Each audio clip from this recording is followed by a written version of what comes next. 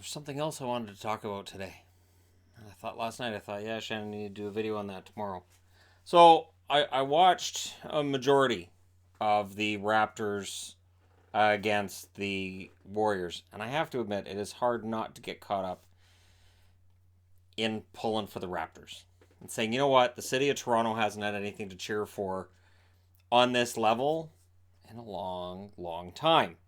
So it's kind of like, it'd be fun if Toronto won and they were up by 6 points at one point and then it didn't happen. Now, I kind of feel like last night was their chance. And I know they were up 3 games to 1, now it's 3 games to 2. And, they should be able to finish it, right, on Thursday. And I'm debating about whether or not to do a live stream on Thursday. We'll see how the one tomorrow night with hockey goes. If it goes really well, and if it doesn't end up being overtime, and if I don't feel exhausted, I'll probably be able to do one on Thursday for Game 6 in the NBA. Because that game in Oakland is massive. And the one thing is that Golden State,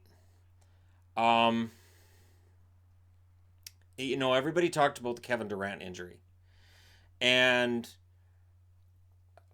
I think that kind of cuts both ways. Like, yeah, Kevin Durant being out of your lineup is huge.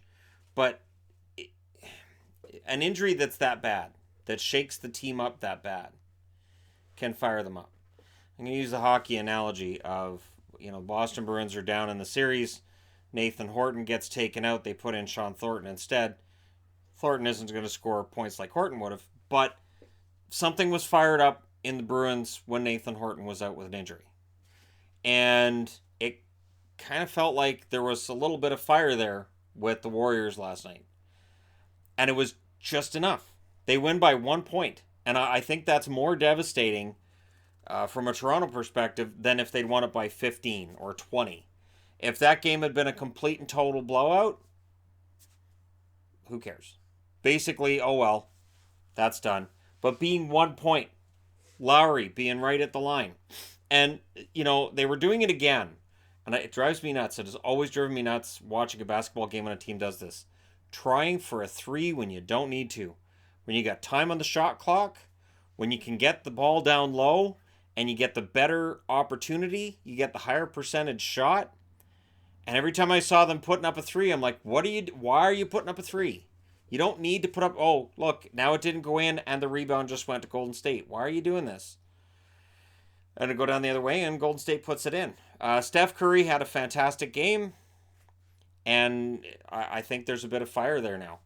And with Golden State, games 3 and 4, I don't know, it didn't feel the same as 5. Maybe going into game 5, they went, holy crap, we might actually be out. Maybe it was like the Tampa Bay Lightning this year in the first round in the NHL's playoffs, where partway through game 4, it's like it kicked in, like, we could be out. What's going on? And then it was too late. They were out. But in Golden State's case, they're still in this. And being defending champions means something. Now they get to go home for Game 6. And if they can win Game 6 on Thursday, they could absolutely come back to Toronto and win it in 7. Because then the pressure shifts. It's all on Toronto. The pressure's on Golden State for Game 6. But if Game 6 goes Golden State's way, and really at this point you're then asking the Toronto Raptors to go in and win, 3 in a row in Golden State's home build? I don't think they do that. They could. The Raptors have proven me wrong a few times in these playoffs, but it just feels to me like last night was their best chance. So I'd like to know if there's other people who've been watching this series that feel the same way. Like last night was probably their chance, and now with the Kevin Durant injury, Golden State can rally around that, and that may give them a bit of an edge going forward. Or you have the mind that, well, they didn't win it in 5, they'll win it in 6. I had figured they were going to win it in 5. I thought Toronto would have it, and then I think the Durant thing is what really threw it off. Durant had 11 points in 13 minutes on the floor. I believe that was the number anyways. And it felt like that was the rallying point for the team, that he came out and played when he probably shouldn't have, and then he got injured. And an Achilles is nothing to laugh at. That is a massive injury. So, speedy recovery for him, and we'll see what happens. Let me know what you guys think in the comment section below, though. Does Toronto still win this in Game 6 or Game 7? Or have Golden State started rolling And when they get rolling, are Toronto going to have what they need in order to stop them? Don't forget to hit like and subscribe if you're browsing right through. You just happened upon this video. And yeah, the difference between the video I just did and this one couldn't be more different.